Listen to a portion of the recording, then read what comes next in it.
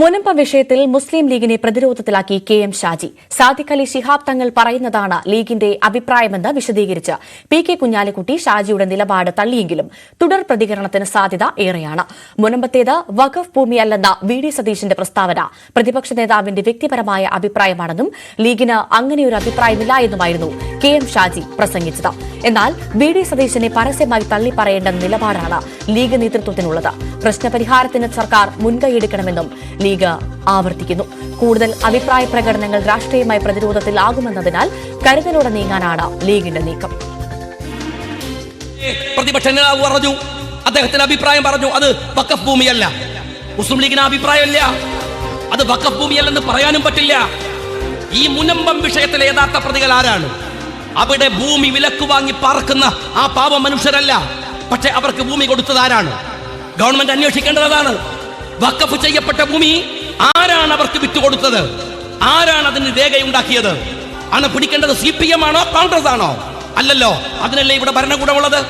ഫാറൂഖ് കോളേജിന് എന്ത് അധികാരമാണ് അത് വഖഫ് അല്ലെന്ന് പ്രഖ്യാപിക്കാൻ? അങ്ങനെ അവർ പറഞ്ഞിട്ടുണ്ടെങ്കിൽ അത് പരിശോധിക്കേണ്ടേ ഗവൺമെന്റ്? ലീഗിന്റെ അഭിപ്രായം സാദിഖ് അലി ശിഹാബ് തങ്ങൾ ഒരിക്കൽ പറഞ്ഞ അതിൽ മാറ്റമൊന്നും വരില്ല. അങ്ങനെ മുനമ്പം വിഷയം സാമുദായിക സ്പർദ്ധയ്ക്ക് വേണ്ടി ചിലർ അജണ്ടാക്കിയെടുത്ത് ഒരു ഡിവൈഡ് ഉണ്ടാക്കാൻ നോക്കുന്നു എന്ന് മനസ്സിലായപ്പോഴാണ് മുസ്ലിം സംഘടനകളെ യോഗം ചേർന്ന് അതിനെ സംബന്ധിച്ച് സാദിഖ് അലി ശിഹാബ് തങ്ങൾ നേരിട്ട് നിങ്ങൾ കോഴിക്കോട്ടെ പത്രക്കാരോട് പറഞ്ഞത്. ലീഗ് അവിടെ നിൽക്കുന്നു.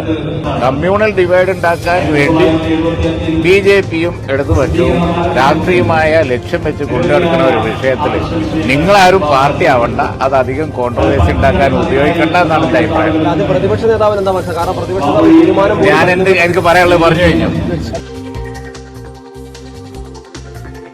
CV അനുമോദ് ചേരുന്നു കൂടുതൽ വിവരങ്ങളുമായി. അനുമോദ്, ഈ മുനമ്പം വിഷയത്തിൽ മുസ്ലിം ലീഗിൽ തന്നെ രണ്ടഭിപ്രായമാണോ? എന്താണ് നമ്മൾ മനസ്സിലാക്കേണ്ടത്?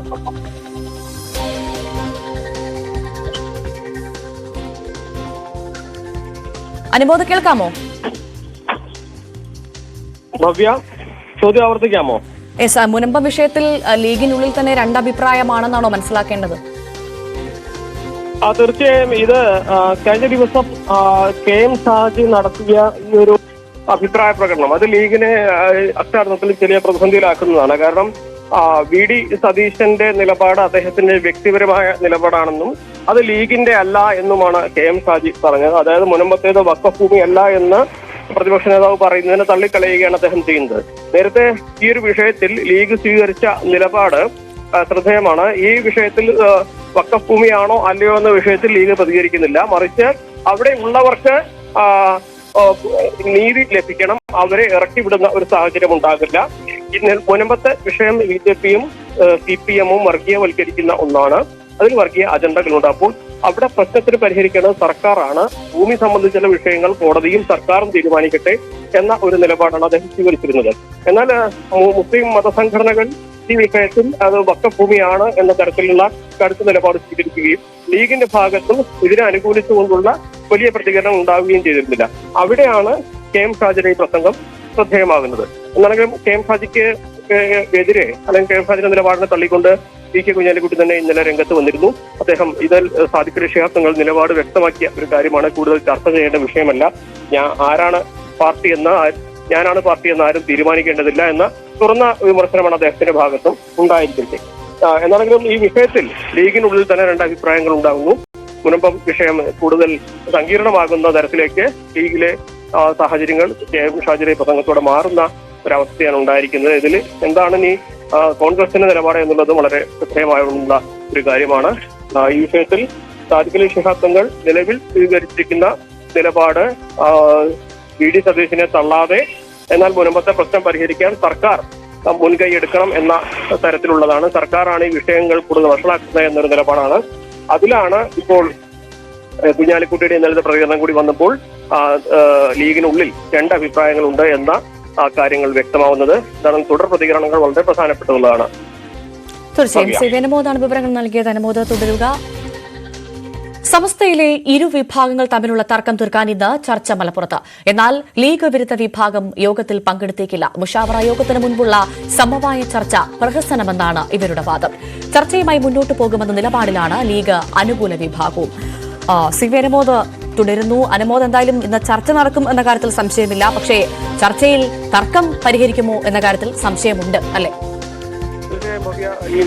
ഇന്നത്തെ യോഗം വളരെ നിർണായകമാണ്. കാരണം സമസ്തയിൽ കുറെ ദിവസങ്ങളായി, മാസങ്ങളായിട്ട് ലീഗിനെതിരായിട്ടുള്ള ഒരു വിഭാഗം ശക്തമായ നിലപാട് സ്വീകരിച്ചിരുന്നു. സാദിഖ് ശിഹാബ് തങ്ങളുടെ അദ്ദേഹത്തെ ഖാസിയായിട്ട് അംഗീകരിച്ചതിനെതിരെ ഉമർ ഫൈസി മുക്കം രംഗത്ത് വന്നതാണ് ഈ ഒരു ഇടവേളയ്ക്ക് ശേഷം ലീഗിനും സമസ്തയ്ക്കുമിടെയുള്ള പ്രശ്നങ്ങൾക്ക് വഴിയൊരുക്കിയത്. അതിനുശേഷം കുഞ്ഞാലിക്കുട്ടി തന്നെ ഉമർ ഫൈസി മുക്കത്തിനെതിരെ രംഗത്ത് വരികയും തുടർന്ന് ഇത് ഉമർ ഫൈസിയുടെ മാത്രം നിലപാടാണെന്ന് സമസ്ത നേതൃത്വം പ്രഖ്യാപിക്കുകയും ചെയ്തു.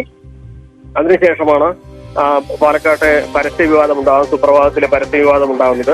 അപ്പോൾ അത്തരത്തിൽ പരിഹരിക്കേണ്ടതായിട്ടുള്ള, ചർച്ച ചെയ്ത് പരിഹരിക്കേണ്ടതായിട്ടുള്ള നിരവധി വിഷയങ്ങൾ നിലവിൽ ലീഗിനും സമസ്തയ്ക്കും ഇടയിലുണ്ട്. ഇതെല്ലാം തന്നെ ചർച്ച ചെയ്ത് പരിഹരിക്കാൻ വേണ്ടിയാണ് ഇന്ന് അത്തരത്തിലൊരു യോഗം വിളിച്ചത്. ആ യോഗത്തിൽ ഇരുവിഭാഗങ്ങളിലും 10 പേർ വീതവും അതിനൊപ്പം തന്നെ ഇതിൽ പങ്കെടുക്കുന്നത് പി കെ കുഞ്ഞാലിക്കുട്ടിയും സാദിഖ് ശിഹാബ് തങ്ങളും അതേപോലെ ജുഫ്രിക്കോയ് തങ്ങളും എം ടി അബ്ദുൽ മുസ്താരിയുമാണ്. അപ്പോൾ അങ്ങനെ നേതൃത്വത്തിന്റെ എല്ലാ നേതൃത്വങ്ങളുടെയും സാന്നിധ്യത്തിൽ ഈ ചർച്ച ചെയ്ത് വിഷയങ്ങൾ പരിഹരിക്കണമെന്ന ഉദ്ദേശത്തോടെയാണ് ഈ യോഗം വിളിച്ചിരുന്നത്. പക്ഷേ ഇതിലിപ്പോൾ ലീഗ് വിരുദ്ധ വിഭാഗം പങ്കെടുക്കുകയില്ല എന്ന തരത്തിലാണ് വിവരങ്ങൾ വരുന്നത്. കാരണം ബുധനാഴ്ച കോഴിക്കോട് മുഷാവറ യോഗം ചേരാനിരിക്കെ അതിനു മുൻപ് ഇത്തരത്തിലൊരു ചർച്ച നടത്തുന്നത് ശരിയായ ഒരു നടപടിയല്ല. ഇത് മുഷാവറയിലായിരുന്നു ചർച്ച ചെയ്യേണ്ടത് എന്ന തരത്തിലാണ് അവരുടെ ഭാഗത്ത് പ്രതികരണം ലഭിച്ചിരിക്കുന്നത്.